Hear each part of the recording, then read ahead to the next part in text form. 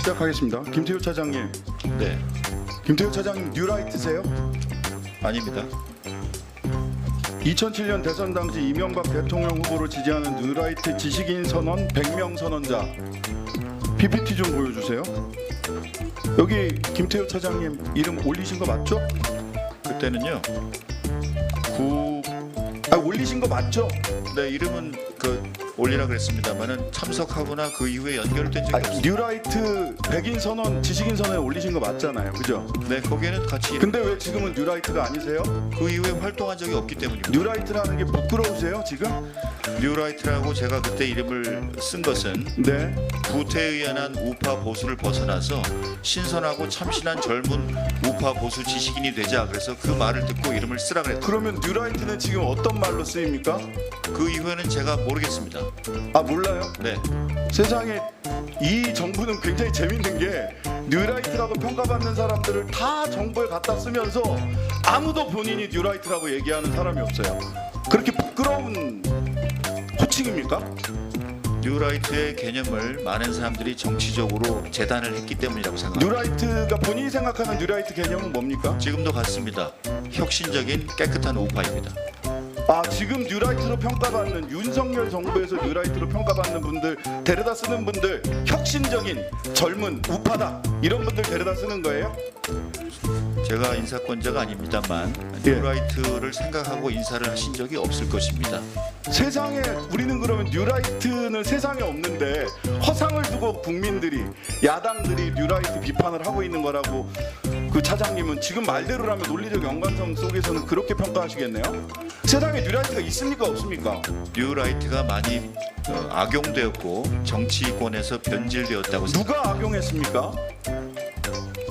그것은 알아서 판단을 알아서요? 부탁드리겠습니다. 국민의힘입니까?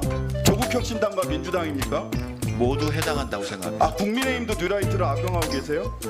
국민의힘 의원들이 굉장히 서운하실 것 같은데 자 중요한 것은 일본의 마음이라는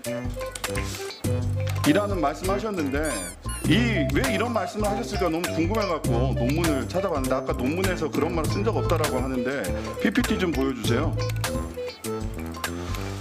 자 일본이 한반도 2006년 한일 관계가 민주동맹으로 거듭나기 뭐 이런 논문 쓰셨는데 일본이 한반도 유사 사태에 개입하는 것이 기정사실화되는 것은 평상시 대북 억지력을 증대시키는 효과를 가져올 것이다 라고 해서 유사 사태 개입 주장하셨어요. 이 개입이 뭡니까? 일본의 미국에 대한 후방 지원입니다. 후방 지원이다. 네. 자 자위대가 주권 국가로서 교전권을 사용하지 못하는 사태에 영원히 있어야 한다는 논리는 대단히 편협하다. 이런 얘기도 하셨죠? 논문에서.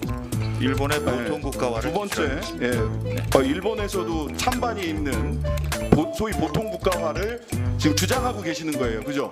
일본의 평화 세력들은 이 보통 국가화를 다 반대하고 있는데 일본의 일부 극우 정치인들 아베, 기시다 등이 얘기하는 보통 국가화, 교전할 수 있는 나라를 김태효 차장님이 2006년부터 주장을 하셨어요. 자, 조선일보 2015년 칼럼 여기에 일본의 마음이 나오더라고요. 일본의 마음을 단순하게 축약하면 약속하고 합의한 내용을 어기는 한국을 못 믿겠다는 것이다. 이렇게 얘기하셨어요. 그리고 이번에 중요한 것은 일본의 마음이다. 이렇게 이야기하셨어요. 저는 뉴라이트 백인 지식인 선언에 자랑스럽게 이름을 올렸다가 지금은 뉴라이트라고 말도 하지 못하는 분, 그리고 뉴라이트라고 평가받는 수많은 사람들을 중요한 역사기관이나 안보기관에 중용하고 있으면서도 그분들이 또 뉴라이트가 아니라고 이야기하시는 분, 4명의 안보실장이 바뀌면서도 안보실 차장으로서 단 한 번도 자리를 바꾸지 않는 분, 그래서 실질적 안보실장이라고 평가받는 김태효 차장이 대통령을 위하신다면, 대통령을 이렇게 정부적 어려움에 빠뜨리는 것을 걱정하신다면 스스로 물러나야 된다고 생각하는데 어떻게 생각하세요? 제 거취에 대해서는 제가 말씀드릴 처지가 아니라고 생각합니다. 네, 스스로 물러나시는 것에 대해서 잘 생각해 보세요. 대통령에게 얼마나 큰 부담을 주고 있는지. 자, 다음 PPT 하나 보겠습니다. 자, 한일 기본조약 제2조입니다. 한일 기본조약 제2조 뭐라고 써 있느냐? 1965년에 맺은 거죠. 1910년 8월 22일 및 그 이전에 대한제국과 대일본 제국 간에 체결된 모든 조약 및 협정이 이미 무효임을 확인한다. 여기서 이미 무효는 언제부터 무효를 얘기하는 겁니까? 지금 저것이 어떤 문건인지를 제가 잘 보이지 않아요. 1906 안보실 차장이 이 문건을 몰라요? 한일 기본조약 1965년 네. 본인 국제정치학자 아니세요? 네, 계속 질문해 주십시오.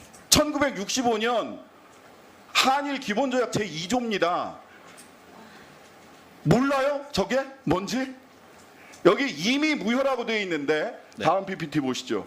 이 이미 무효를 한국 정부는 1900년대나 1910년부터 당초부터 무효라고 해석하고 있고 일본 정부는 1945년 항복 때부터 무효라고 해석하고 있습니다.